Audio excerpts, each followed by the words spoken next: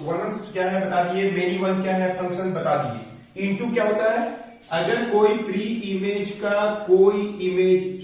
कोई ऐसा एक इमेज हो कम से कम जिसका कोई प्री इमेज नहीं, इसको बोलते हैं लोग इनटू फंक्शन बोलते हैं। ऑनटू किसको बोलते हैं, ऑनटू किसको बोलते हैं, ध्यान देखिए, सभी इमेज का प्री इमेज, 1 का ए है, 2 का बी है, 3 का सी है, 4 का डी है, मतलब क्या ऑल इमेज है क्या हो, है प्री इमेज, सभी इमेज का प्री इमेज होना चाहिए। इनटू में क्या होता है, कम से कम एक इमेज का प्री इमेज नहीं होना चाहिए। एक और एग्जांपल देखिए, दोनों में अंतर देख लीजिए, 1 का ए से, 2 का बी से, 3 का भी बी से, 4 का सी से, और यहां पे डी है। तो एक डी क्या है, इमेज जिसका प्री इमेज नहीं है, ये फंक्शन तो है, कौन सा, इनटू फंक्शन है। और प्री इमेज है, प्री इमेज रहेगा तो ऑनटू बोलते हैं। ये सब वर्ड यूज होगा, लेकिन पढ़े हम लोग। एक और देखिए, 2 का ए से, 3 का ए से, 4 का बी से, 5 का सी से, सभी ऑल इमेज का क्या है, प्री इमेज। तो ये हो जाएगा ऑनटू फंक्शन। इनटू क्या है, ऑनटू क्या है, वन क्या है, मेनी वन क्या है, समझा दिए। अभी और बताते हैं, नोट कर लीजिए।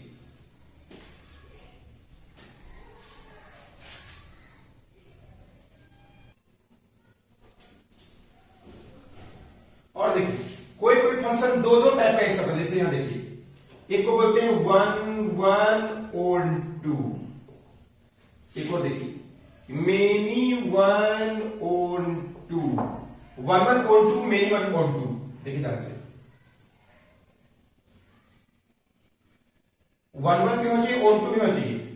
1 का 2 से, 2 का 5 से, 3 का 7 से, 4 का 8 से, 1 है, क्यों, ऑल है, ऑल प्री इमेज है, क्या है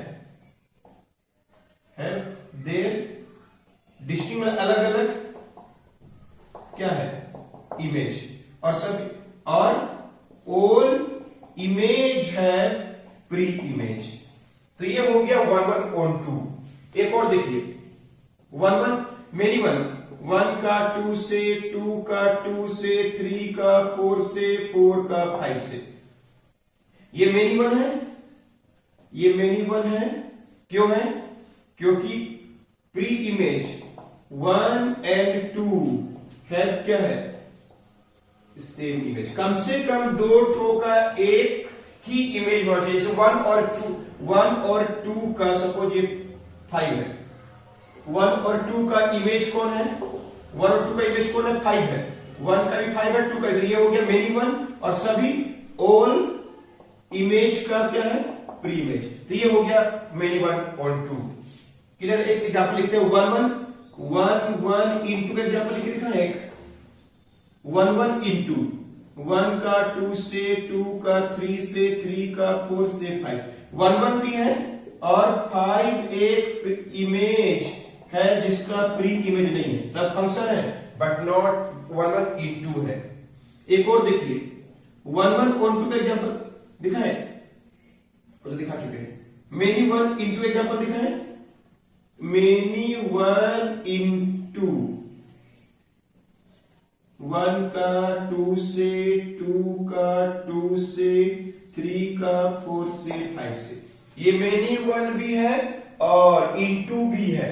अंडरस्टूड। इस तरह से बहुत से एग्जाम्पल दिखा दिए, एकदम सीखने के लिए, एग्जाम में डायरेक्ट नहीं आएगा, एकदम आराम से बनेगा। Understood, note it down.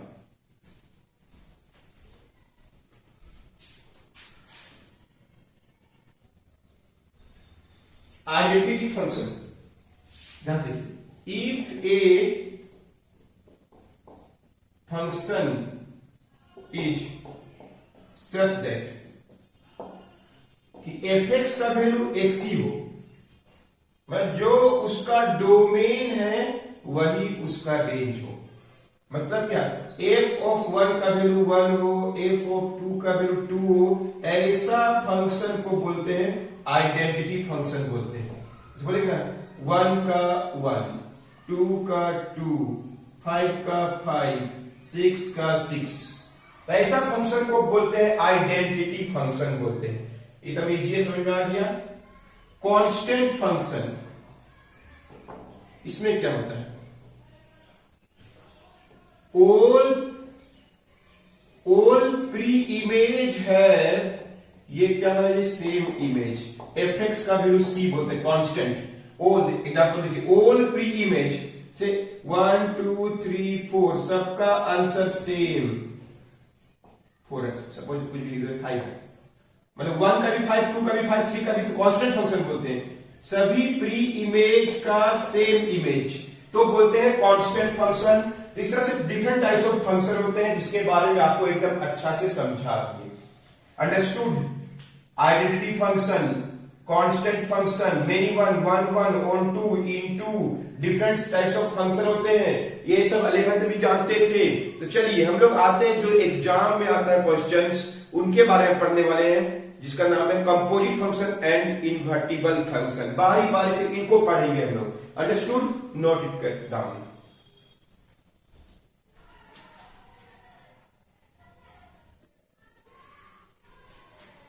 So look at next is composite function. fx and gx are two function. दो फंक्शन को मिला एक f हो g, f के साथ g का संबंध, g के साथ f का संबंध, दोनों को मिला के एक नया function f o f, g o g, बहुत तरह का फंक्शन, दो या दो से अधिक फंक्शन को आपस में मिला के एक नया फंक्शन बनाएंगे तो बोलते हैं कंपोजिट फंक्शन। क्लियर है? तो सबसे पहला बात कि f o g एक नया फंक्शन है, ध्यान से सुनिए। FOG एक नया फंक्शन होता है, एक फंक्शन है, जैसे fx फंक्शन है, gx फंक्शन है, तो FOGX भी एक नया फंक्शन होगा। पहला बात कि डोमेन जो होगा, डोमेन ऑफ FOG जो होगा वो डोमेन ऑफ G होगा। डोमेन ऑफ FOG जो होगा वो FOG का डोमेन G का ही डोमेन, जो बाद में लिखा हुआ है उसका डोमेन होता है। पहला बात, FOG का डोमेन, डोमेन ऑफ FOG, इसे बोलेंगे डोमेन ऑफ GOF, तो क्या होगा, डोमेन ऑफ F होगा। क्लियर है? दूसरा बात, FOG एग्जिस्ट कब करेगा, FOG एग्जिस्ट कब करेगा, मतलब FOG हम लोग कब निकालेंगे, निकालने का तरीका यह है, कब निकलता है, अगर ध्यान सुनिए, FOG एग्जिस्ट कब करेगा, fx भी है, gx भी है, ये कब होगा, FOG कब निकलेगा, हमेशा नहीं निकलता, हमेशा हम लोग इसको नहीं कर सकते। अगर g में जो रेंज है, g का जो रेंज है ऑफ क्या, g का जो रेंज होगा उसके सारे मेंबर किसमें होना चाहिए, डोमेन ऑफ F में, तब निकलता है। रेंज ऑफ G का रेंज के सारे मेंबर F के डोमेन में होना चाहिए, तब FOG एग्जिस्ट करेगा। अंडरस्टूड? और FOG का डोमेन कौन होगा, डोमेन ऑफ G, ये ऐसा होगा तभी बनेगा। इसको हम बना दे रहे हैं, दो तरह का क्वेश्चन आपको बताएंगे। एक को बोलते हैं टाइप 1, जिसमें आपको फंक्शन इमेज और प्री इमेज के रूप में मिलेगा। क्लियर है? फंक्शन जो आपको इमेज एंड प्री इमेज के रूप में मिलेगा, उसको कैसे सॉल्व करते हैं। दूसरा टाइप होता है जिसमें टाइप 2, जिसमें हम लोग fx एंड gx, फंक्शन जो है f एंड g, वो आपको इमेज एंड प्री इमेज के रूप में मिलेगा। बताएंगे एग्जांपल। और दूसरा टाइप का क्वेश्चन होता है fx और gx, जिसमें आपको fx और gx आपको किसके रूप में मिलेगा, फार्मूला के रूप में दिया हुआ रहेगा। दोनों एग्जाम्पल बताएंगे और एग्जाम का क्वेश्चन है, बहुत इंपॉर्टेंट क्वेश्चन है, एकदम इजी भी है, बस ध्यान से आपको देखना, बिल्कुल समझ में आएगा। रिलेशन 1 बता दिए, रिलेशन के बारे में सब कुछ बता दिए, फंक्शन के बारे में स्टार्ट हुआ है, कंप्लीट फंक्शन के बारे में पढ़ रहे हैं, और उसके बाद इन्वर्टिबल पढ़ेंगे। जब तक एग्जाम का सारा क्वेश्चन आपसे बनने वाला है, नोट करिए, बता इसके बारे में।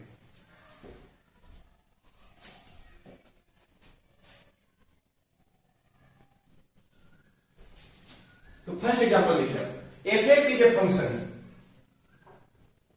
1 का 2 से, 2 का 3 से, 3 का, ऐसा दिया हुआ है डाटा, प्री इमेज और इमेज के रूप में क्वेश्चन है, और आपको एक नया फंक्शन निकालने बोल देगा।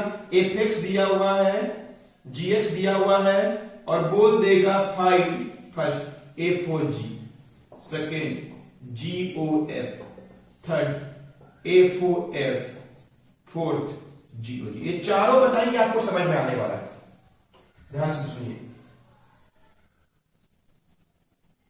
एफ एक्स 1 का 2 से, 2 का 3 से डाटा दिया हुआ है, जी एक्स 1 का 3 से, 2 का 4 से, 3 का 1 से, 4 का 2 ऐसा, और जब भी ऐसा डाटा दिया आप ऐसे तुरंत बना लीजिए। एफ एक्स और जी एक्स दो अलग अलग फंक्शन और एफ ओ जी बनाना है, ध्यान से देखिए, जब ध्यान से देखिएगा, एफ ओ जी बनाना है।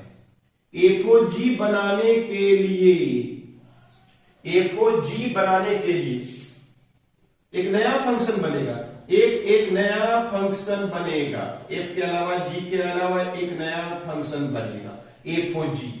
तो यहां पे इसका डोमेन कौन होगा? जो जी का डोमेन है, जी का डोमेन कौन है? 1 2 3 4, 1 2 3 4 जी का डोमेन है। क्लियर है? अब लोग इसका रेंज क्या होगा, ध्यान से देखिएगा। जी में जाइए, एफओजी में, तो जी में जाइए 1 का 3 से। क्लियर है? देख रहे हैं 1 का क्या है 3 से, इसमें 3 जाइए, 3 का किससे हो गया 4 से, तो 1 का 3 से, 3 का 4 से, तो 1 का आंसर क्या होगा 4 होगा, 1 का 4 से। फिर आइए जी में, 2 का 4 से, तो 4 का 1 से, यहां पे 2 का क्या हो जाएगा 1, एक नया फंक्शन बन रहा है।